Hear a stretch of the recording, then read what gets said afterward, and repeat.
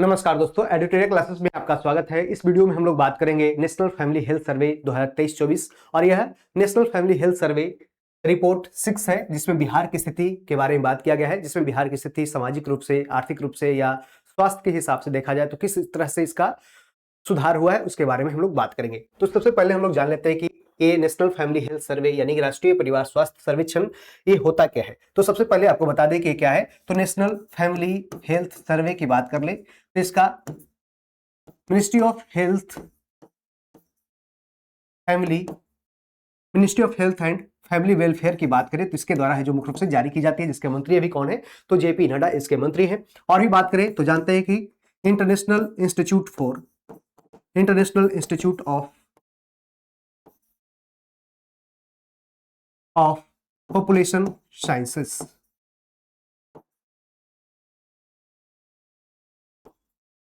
यानी कि IIPS, इसके द्वारा इसको जारी किया था। किसके सहयोग से? तो इसको यूएसएड के संरक्षण में इसको जारी किया जाता है।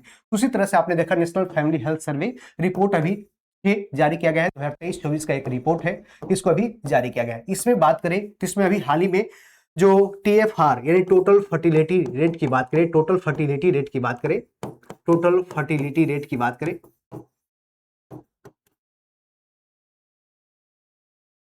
इसमें पूरा भारत का देखें तो भारत का कितना पहुंच चुका है तो 2.0 हो चुका है, जबकि बिहार का थोड़ा सा सुधार हुआ है। बिहार का सुधार होकर 3 से घटा है।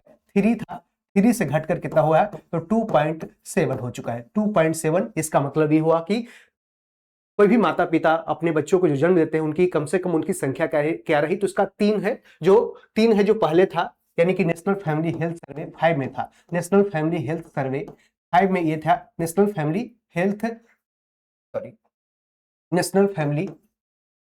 हेल्थ सर्वे ये जो 5 रिपोर्ट आया था 5th, इसमें बिहार की बात करें तो 3 था, लेकिन इससे घटकर थोड़ा सा और कम हुआ है 2.7, यानी कि एक माता पिता कम से कम कितना तो 2.7 बच्चों को जन्म एवरेज देते हैं। जो पहले क्या था, एक माता पिता कम से कम बिहार में 3 बच्चे होते थे, चाहे वो 2 बेटा 1 बेटी या फिर 3 बेटा या फिर 3 बेटी, ऐसे इस तरह से कॉम्बिनेशन के आधार पे होता था। लेकिन अभी 2.7 यानी थोड़ा सा सुधार हुआ है बिहार के टोटल फर्टिलिटी रेट यानी कि क्या तो पूर्ण प्रजनन दर में देखा जाए तो भारत की स्थिति थोड़ा सा और भी सुधरा है और 2.0 है, जबकि बिहार इससे अधिक है और 2.7 है। हालांकि इसमें सुधार तो देखने को मिला है, लेकिन अभी भी अलग अलग राज्यों में देखें तो इसमें सबसे आगे बिहार का ही है। 2.7 सबसे आगे वाले राज्यों में है। ठीक है, तो ministry of health family welfare के द्वारा इसको जारी किया जाता है। कब से? तो इसको 1992-93 से, कब 1992-93 से ही इसको जारी किया जाता है, ताकि इसमें डाटा है जो देखा जाए किस तरह से है जो हेल्थ में किस तरह से कोई कंट्री या कोई राज्य है जो किस तरह से सुधार कर रहा है उसके बारे में हम लोग जानेंगे। ठीक है, तो इस तरह से इसमें दिया गया है। तो देख सकते हैं हाल ही में स्वास्थ्य एवं परिवार कल्याण मंत्रालय ने राष्ट्रीय परिवार स्वास्थ्य सर्वेक्षण national family health survey 6 report जारी किया और यह सर्वेक्षण भारत में मातृ एवं शिशु स्वास्थ्य, पोषण, टीकाकरण, वित्तीय सुरक्षा और महिला सशक्तिकरण के क्षेत्रों में हुई महत्वपूर्ण प्रगति को यह दिखाता है किस तरह से भारत और बिहार अपना आगे को प्रोग्रेस कर रहा है, खासकर कौन कौन से क्षेत्र में जिसमें दवा का किस तरह से वितरण हुआ, किस तरह से वित्तीय सुरक्षा, टीकाकरण, पोषण, शिशु स्वास्थ्य, मातृ सुरक्षा आदि इसमें देखने को मिली है। ठीक है, और मुंबई में स्थित अंतर्राष्ट्रीय जनसंख्या विज्ञान संस्था यानी कि international institute for population sciences इस रिपोर्ट का नोडल एजेंसी है और यह नेशनल फैमिली हेल्थ सर्वे श्रृंखला का पहला ऐसा सर्वेक्षण है जिसे IIPS ने बिना किसी बाहरी संगठन के तकनीकी या वित्तीय सहयोग के पूरी तरह स्वतंत्र रूप से आयोजित किया है। लेकिन ये USAID के माध्यम से पहले से है जो उसके साथ ही काम किया है, संचालन रूप उसको बाहरी तकनीक का सहायता लेता था, लेकिन पहली बार ऐसा हुआ है कि इस बार है जो पूरी तरह से अपने आप किया है। नेशनल फैमिली हेल्थ सर्वे 6 के अंतर्गत 715 जिलों के लगभग 6.7 लाख परिवार को शामिल इसमें किया गया और जो व्यापक जनसंख्या, स्वास्थ्य और पोषण संकेतकों पर डेटा को प्रदान करता है, डेटा को आपको प्रोवाइड करता है। तो इस तरह से लगभग इसमें 715 जिलों के लगभग 6,79,000 परिवारों को इसमें शामिल किया गया है, जो उसके जनसंख्या आदि के आधार पर इसको दिखाता है। ठीक है, आगे है कि जनसंख्या की बात करें तो इसमें तो बिहार की कुल जनसंख्या में 5 वर्ष से कम आयु के बच्चों की हिस्सेदारी देखा जाए तो टोटल पॉपुलेशन में 11.5% है, यानी कि इतना पॉपुलेशन है जो कम से कम क्या है तो उसकी उम्र है जो 5 वर्ष या 5 वर्ष से कम उम्र है, जो ऐसे बच्चे हैं जो 11.5% है। जो नेशनल फैमिली हेल्थ सर्वे 2005 का रिपोर्ट आया था उसमें 11.7% था, उससे भी थोड़ा सा कम है और इस तरह से थोड़ी सी कमी इसमें देखने को मिली है और ये 11.7% से 11.5% हुआ है। राज्य की 15 वर्ष से कम आयु की जनसंख्या की बात करें तो 35.6% है, जो बिहार को एक युवा राज्य बनाती है। यानी कि राज्य की 15 वर्ष से कम आयु की जनसंख्या भी कम से कम कितना है, तो 0 से लेकर के देख सकते हैं कि राज्य की 15 वर्ष यानी कि क्या, तो इसमें 15 वर्ष से कम उम्र के बच्चों की जनसंख्या की बात करें 35.6% है, जो बिहार को एक युवा राज्य के रूप में बनाती है। 60 वर्ष या उससे अधिक आयु की जनसंख्या बिहार में कितना है, तो 11.5% है, जो पहले कितना था 11.1%, इसकी तुलना में थोड़ा सा है जो क्या बढ़ा है। यानी कि वयोवृद्ध पुरुष का है जो संख्या है जो 60%, यानी 60 वर्ष या 60 वर्ष से अधिक उम्र की जो जनसंख्या है उसका थोड़ा सा है जो क्या हुआ है, तो पहले की तुलना में है जो वृद्धि देखने को मिली है। आधारभूत सुविधाएं की बात करें तो ऐसे क्वेश्चन आपको कहां से पूछे जा सकते हैं, तो ऐसे नेशनल फैमिली हेल्थ सर्वे अभी हाल ही में रिपोर्ट लाया गया, उसके बारे में 3-4 स्टेटमेंट दे देगा, उसके अकॉर्डिंग आपको पूछ देगा कि क्या अभी इसमें सुधार किया गया है और कौन सा स्टेटमेंट इसमें सही है कौन से गलत है, उसके अकॉर्डिंग आपको क्वेश्चन पूछा जा सकता है। क्लियर है, तो इस तरह से आपको पूछा जा सकता है। ठीक है, बिहार के 98.5% परिवारों के पास बिजली की सुविधा उपलब्ध है, यानी कि देख सकते हैं कि 98.5% परिवार ऐसे हैं जिसके पास बिहार में बिजली की सुविधा उपलब्ध है, जबकि national family health survey report में यह था कि 5 में रिपोर्ट में यह था 96.3%, यानी थोड़ा सा 2% के आसपास इसमें वृद्धि देखने को मिला, यानी कि 2% परिवार के पास बिजली का एक्सेसिबिलिटी और भी पहुंचा है। ठीक है, राज्य के 99.8% परिवारों को स्वच्छ पेयजल की सुविधा प्राप्त है, जो लगभग सार्वभौमिक कवरेज को भी दर्शाता है, यानी कि लगभग देख सकते हैं कि जो आपको ऐसे जो घर घर में नल जल के माध्यम से पानी पहुंचाने का जो सरकार का लक्ष्य था उसके अकॉर्डिंग यदि देखा जाए तो उसमें आपको 99.8% परिवार ऐसे रहे जिसके घर पे स्वच्छ पेयजल की सुविधा उपलब्ध है। हालांकि कई कई जगहों पे ऐसे अभी भी उपलब्ध स्थिति नहीं है, जिस कारण से इसकी आलोचना भी होती रही है। राज्य के 93% परिवार आयोडीन युक्त नमक का उपयोग करते हैं। जानते हैं कि आयोडीन की कमी से होने वाली बीमारी कौन सी है, तो घेघा रोग है, जिसे ग्वाइटर की कमी के कारण होते हैं, और जानते हैं कि नमक में आयोडीन की मात्रा उपलब्ध होती है, जिस कारण से ऐसे ग्वाइटर या घेघा रोग से बचा जा सकता है। राज्य के 21.1% परिवार किसी स्वास्थ्य बीमा या वित्तीय सुरक्षा योजना से जुड़े हैं, जबकि नेशनल फैमिली हेल्थ सर्वे 5 में यह 17.4% था। यानी कि बहुत सारे ऐसे हेल्थ इंश्योरेंस या जो आपको वित्तीय सुरक्षा वित्तीय सुरक्षा प्रदान करता है, जिसके लिए आपने देखा कि अभी हाल ही में राजस्थान के जो अलवर जिला है, जिसका पूरा का पूरा अलवर जिला का गांव है, यानी जो वहां पे जनसंख्या है पूरी तरह से किसी न किसी बीमा से जुड़ा हुआ है, तो इस कारण से 100% अलवर जिला बीमा से जुड़ने वाला पहला भारत का जिला बन चुका है। कौन? अलवर। तो राज्य के 21.1% परिवार किसी स्वास्थ्य बीमा या वित्तीय सुरक्षा योजना से जुड़े हैं, जबकि नेशनल फैमिली हेल्थ सर्वे 5 में यह 17.4% था। राज्य के 98.5% परिवारों के कम से कम एक सदस्य के पास बैंक या डाकघर का खाता है, जबकि नेशनल फैमिली हेल्थ सर्वे 5 में यह 95.5% था। तो थोड़ा सा कह सकते हैं कि बैंकिंग एक्सेसिबिलिटी भी बढ़ता जा रहा है, यानी कि बैंकिंग इंक्लूजन जो अलग अलग राज्यों में और भारत सरकार का भी यह लक्ष्य है कि किस तरह से ज्यादा लोगों को बैंक से जोड़ने का जो प्रयास है, उसी तरह से देखा जाए तो इसमें ज्यादा पॉपुलेशन भी इसमें जुड़ गया है, और 98.5% परिवार के कम से कम एक सदस्य के पास बैंक या डाकघर का भी खाता खुल चुका है, जो पहले क्या था 95.5%।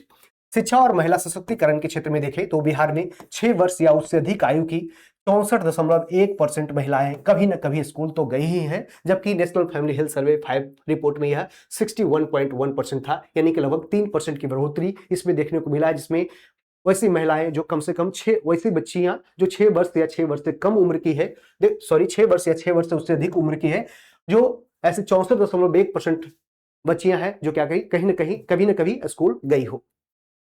राज्य के 14.9% परिवारों में किसी महिला के नाम घर या भूमि का स्वामित्व है, जो नेशनल फैमिली हेल्थ सर्वे 5 यानी 10.6% से भी अधिक है। यानी राज्य के 14.9% परिवारों में किसी महिला के नाम घर या भूमि का स्वामित्व है, जो national family health survey 5 report से भी अधिक, लगभग 4% के आसपास इसमें भी बढ़ोतरी देखने को मिला, जिसमें महिलाओं का अपना घर या अपना संपत्ति का जो स्वामित्व इसको मिला है। राज्य के 2 से 4 वर्ष आयु वर्ग के 42.9% बच्चे पूर्व विद्यालय यानी प्री स्कूल शिक्षा प्राप्त कर रहे हैं, जबकि नेशनल फैमिली हेल्थ सर्वे में मात्र यह 36% था। तो इसमें भी बढ़ोतरी देखने को मिला है कि राज्य के 2 से 4 वर्ष आयु वर्ग के 42.9% बच्चे पूर्व विद्यालय जो प्री स्कूल हो गया, जैसे कि क्या, तो इसमें प्री स्कूल में इसने एडमिशन किया है और इससे शिक्षा प्राप्त कर रहा है, और चाहे वो आंगनबाड़ी के माध्यम से ही क्यों ना कर रहे हो। आगे मातृ स्वास्थ्य की बात करें, मैटरनल हेल्थ की बात करें, तो पिछले 5 वर्षों में बिहार में जन्मे बच्चों की माताओं में से 69.9% को प्रसव के 2 दिनों के भीतर प्रसवोत्तर देखभाल यानी पोस्ट नेटल केयर प्राप्त हुई, जबकि नेशनल फैमिली हेल्थ सर्वे 5 में यह मात्र कितना था 59.3% यानी लगभग 10% का है जो क्या वृद्धि देखने को मिला है कि वैसे बच्चों या बच्चियां जिनका जन्म होता है, खासकर जन्म होता है उसके बाद आपने देखा कि बच्चों की माताओं में से जन्म के बाद वैसी माताओं को कितना तो 69.9% को प्रसव के 2 दिनों के भीतर उनको पोस्ट नेटल केयर यानी उनको जन्म के बाद ऐसे प्रसव पीड़ा से यदि उनको निजात पाने के लिए उनको इस तरह से देखभाल दिया गया है। ठीक है, आगे राज्य में टीकाकरण की स्थिति की बात करें तो 12 से 23 माह आयु वर्ग के 77.3% बच्चे पूर्णतः टीकाकृत है, जबकि नेशनल फैमिली हेल्थ सर्वे में यह मात्र 71% था। तो 12 से 23 माह आयु वर्ग के 77.3% बच्चे क्या है तो पूरी तरह से टीकाकृत, यानी कि बच्चों को जन्म के बाद जो उनको टीका दिया जाता है अलग अलग बीमारियों को, इस तरह से उनको टीकाकृत किया गया है। टीकाकरण कार्ड के आधार पर 86% बच्चे पूर्णतः टीकाकृत पाए गए और 95.3% बच्चे को BCG टीका है जो दिया गया है। 74.9% बच्चे को हेपेटाइटिस बी का जन्म खुराक भी दिया गया है। वहीं 61.5% बच्चों को विटामिन ए की खुराक भी दी गई ताकि उसकी आने वाले समय में उसका है जो क्या इस तरह से इम्यून सिस्टम मजबूत हो सके। इसके लिए शुरुआत में बच्चों को ऐसे टीका दी जाती है। अभी बच्चे होंगे तो समय आपको अलग अलग बीमारियों से लड़ने के लिए, आपको इम्यून सिस्टम मजबूत करने के लिए ऐसे टीके दी जाती है जो आपको आने वाले समय में बीमारियों से रक्षा कर सके। बच्चों का पोषण की बात करें तो राज्य के 6 से 23 माह आयु वर्ग के केवल 11.9% बिना स्तनपान करने वाले बच्चों को न्यूनतम स्वीकार्य आहार प्राप्त हो रहा है। यानी राज्य के 6 से 23 माह आयु वर्ग के केवल 11.9% बिना स्तनपान करने वाले बच्चों को न्यूनतम स्वीकार्य आहार ही प्राप्त हो रहा है। तो आपने देखा कि बच्चों को शुरुआत में माँ का दूध है जो लगभग 6 महीने तक शुरुआत में उनको देना चाहिए, और शुरुआत में जब अच्छी तरह से माँ का दूध उनको मिलता है बचपन में बच्चों को, तो इस कारण से उनकी मेंटल जो रिटार्डनेस नहीं हो पाता है, और साथ साथ इसमें मेंटल स्ट्रांग होता है और मेंटली स्ट्रांग होता है। साथ साथ ये है जो इसका इम्यून सिस्टम और भी मजबूत होता है, जिस कारण से उनको कम से कम माँ को अपने बच्चों को स्तनपान 6 महीना तक है जो कराना चाहिए अनिवार्य रूप से। स्तनपान करने वाले बच्चों में यह अनुपात लगभग क्या है तो 12% है। तो बच्चों का पोषण से संबंधित बच्चों में कुपोषण की बात कर ले तो राज्य के 35.6% बच्चे ठिगनेपन यानी स्टंटिंग से प्रभावित है। वहीं राज्य के 19% बच्चे क्या है तो दुबलापन यानी वेस्टिंग से प्रभावित है। राज्य के 4.7 बच्चे गंभीर दुबलापन के शिकार हैं, यानी कि दुबलापन हो गया, स्टंटिंग हो गया, या फिर ठिगनेपन यानी कि हाइट उसका क्या है तो कई बार ऐसे होते हैं कि हाइट बढ़ता है लेकिन उसकी क्या कर सकते हैं बॉडी पूरा वीक हो जाता है। कई बार उसका क्या होता है तो कभी बौने रह जाते हैं, उसका पेट है जो निकल जाता है। तो इस तरह से बहुत सारी कुछ ऐसी बीमारियां होती है जिस कारण से ये बच्चे जो प्रभावित होते हैं और ये आगे चलकर पूरी तरह से क्या मेंटली फिट नहीं हो पाते हैं। और यहाँ देख सकते हैं कि राज्य के केवल 0.8% बच्चे ही अधिक वजन यानी कि ओवरवेट के हैं। यानी कि मात्र देख सकते हैं कि राज्य के केवल 0.8 बच्चे ही अधिक वजन यानी ओवरवेट है, यानी कि कर सकते हैं कि कुपोषण की कमी है, यानी कुपोषण से पीड़ित है, जिस कारण से इनके पास देख सकते हैं ओवरवेट यानी कह सकते वजन से अधिक मात्र 0.8% है। ऐसे वेट ओवर होना भी सही नहीं है, लेकिन इसमें कम से कम देखा जाए तो मात्र कितना तो 0.8% ही बच्चे ऐसे हैं जो ओवरवेट के शिकार हैं। बाकी आपको कहीं ना कहीं कुपोषण से जुड़े हुए हैं, जिसमें देख सकते 35.6% बच्चे क्या है तो ठिगनेपन यानी स्टंटिंग से प्रभावित है। 19% बच्चे दुबलापन यानी कि काफी है जो दुबला पतला है। 4.7% बच्चे क्या है गंभीर दुबलापन के शिकार है। तो ऐसे देख सकते हैं इसकी हाइट है जो काफी कम हो जाती है।